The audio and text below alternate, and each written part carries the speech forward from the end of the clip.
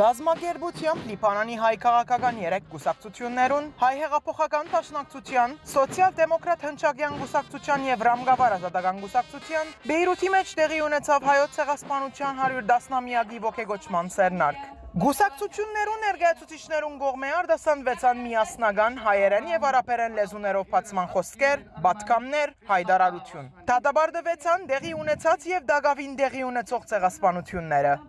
Այսօր ամբողջ Լիբանանը հայությունը, բանջարեր հայրենիները բոլորս միասին հավաքված ենք ողջագործելու Օսմանյան գազության մեջ տեղի ունեցած առաջին ցեղասպանության 110-ամյակը։ Նշանապանը ոչ շարունակվող ցեղասպանության է։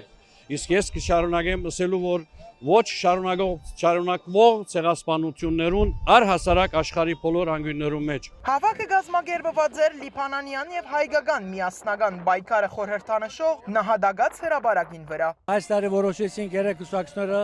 այստեղ դոնել, որովհետեւ լիբանանցին դեղյակ լա, ագանչալուր լա, որ մենք այսօր 110 տարի անցած է, մենք չենք մոռացած եւ պիտի չմոռնանք։ Հայոց ցեղասպանության 110-ամյակի թեման ինչպես կնկատվի ոչ շարունակվող ցեղասպանության հիմնականի մեջ Արցախի մեջ Ադրբեջանի իրականացած ցեղասպանության մասին է, բայց նաև տարածաշրջանի մեջ զանգվածային չարտեր, ցեղային զդումներ տեղի ունեցան եւ բնականաբար այդ մասին եւս անդրադարձ կգադարվի։ Ցերնարգին հայրենասիրական երկերով ելույթ ունեցավ Մեծիդան Անգիլիկիո կաթողիկոսության շնորհալի երգչախումբը։ Դեղի ունեցավ նաև հայոց ցեղասպանության փաստերն ու միջազգային հանրության հաստատումն ու մեծ եղերնը ջանցած երգիրները ներկայացնող արաբերեն դեսերիզի ցուցադրություն։ Ամեն հայությունը, ակումբներն, բադայները, լեմերը, ամեն բոլոր հայերը եկած են, մեր նահատակներուն համար, մեր նահատակները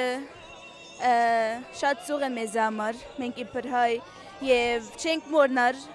ինչ որ Ալլան է մենք կբարձրացնենք ուրիշ ցերունտները որբեսի չմոռնանք։ Լիբանանահայությունը հավաքվեցավ հարգելու իր նահատակներուն հիշադակը։ Հիշեց եւ հիշեցուց մեր բաբենական դուներու ավերումը, բադմական հայրենիքի մեծակույն մասի գորուստը։ Քանի տարի անցնի չենք մոռնար։ Ֆաթիլ Մգրդիչյան, լուրեր, Լիբանան։